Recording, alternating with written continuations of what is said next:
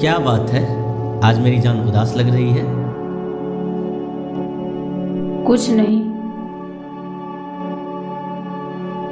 लाइए अपना हाथ दीजिए।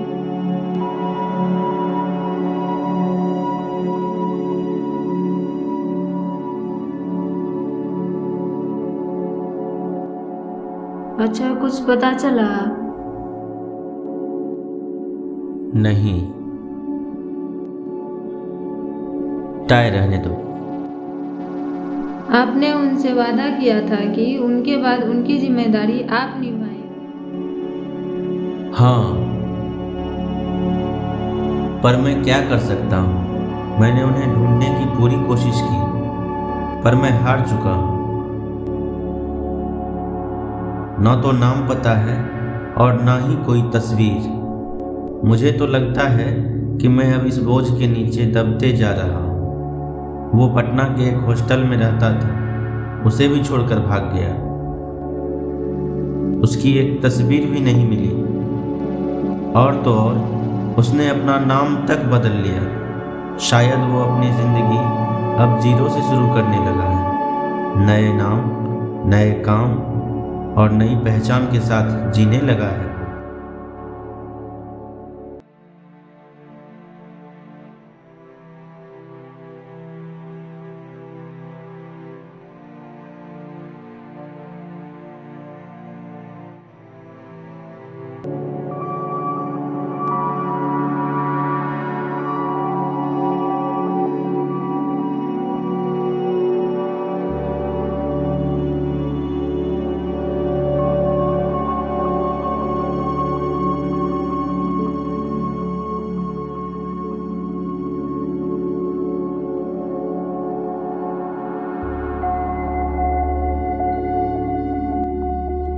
Good morning, sir.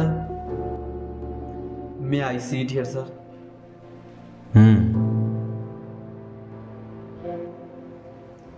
I am Jyotish Kumar, sir. मुझे तुम्हारे नाम से कोई लेना देना नहीं है। Sir, मैंने यहाँ तुम्हें हाय हेलो करने के लिए नहीं बुलाया है।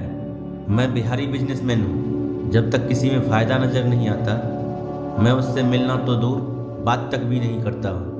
और मैं आज तुमसे इसलिए मिल रहा हूँ कि अगर तुमसे मुझे कोई फ़ायदा है तो वो मैं मिस नहीं करना चाहता। जी सर। अच्छा, तो बताओ क्या कहना चाहते थे तुम?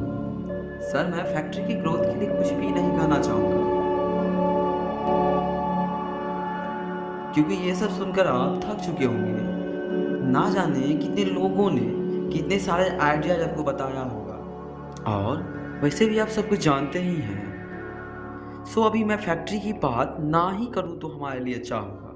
आपने जो 90 लाख रुपया में बंगला बेचा है, मैं उस 90 लाख रुपया की बात करना चाहता हूँ आपसे। अच्छा, देखिए सर, जहाँ तक मुझे लगता है, अगर आप कुछ बेहतरीन डिसीजन नहीं लीजिएगा तो हो सकता है कि आप बहुत जल्द ही दिवालिया घोषित हो जाएंगे। मैं और दिवालिया? तुम मुझे जानते नहीं हो।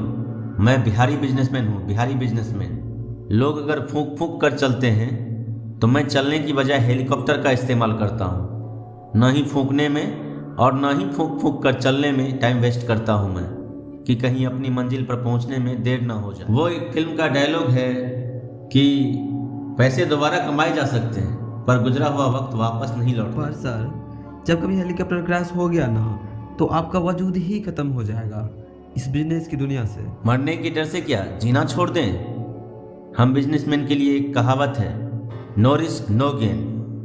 सर, मैं फिलहाल तो आपसे यही कहूँगा कि आप उस 90 लाख रुपया को अपनी कंपनी में इन्वेस्ट करने की बजाय आशीष वर्मा इंटरटेनमेंट के शेयर खरीदने में करें। इस कंपनी ने पिछले साल अपना शेयर 6.10 रुपीज़ में लॉन्च किया था। उसी शेयर की कीमत 98.65 रुपीज़ हो गई है, करीब 16 गुना एक साल में बढ़ गई है।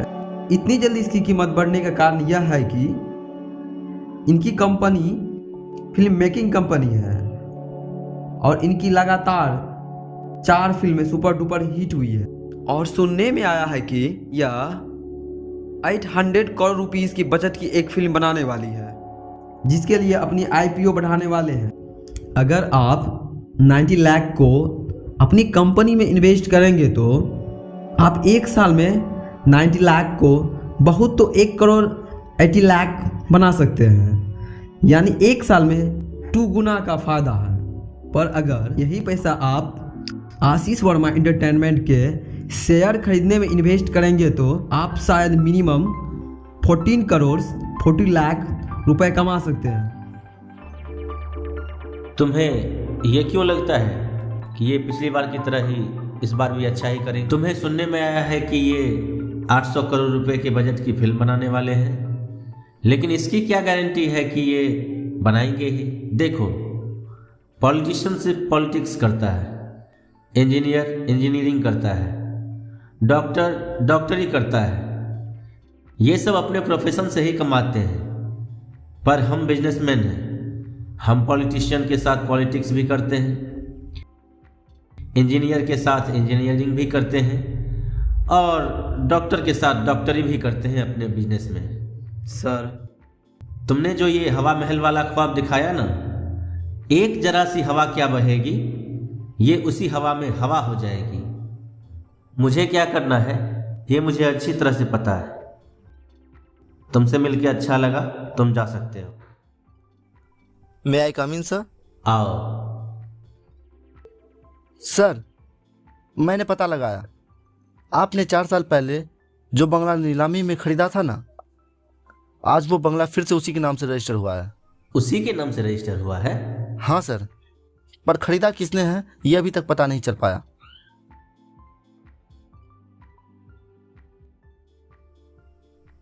कोई और भला इतने पैसे देकर वो बंगला उसे खरीद कर क्यों देगा? क्योंकि वो कोई और नहीं, उसका बेटा है सर। क्या क्या नाम बताया था तुमने अपना? ज्योतिष सर। आओ बैठो, तुमसे कुछ बात करनी है।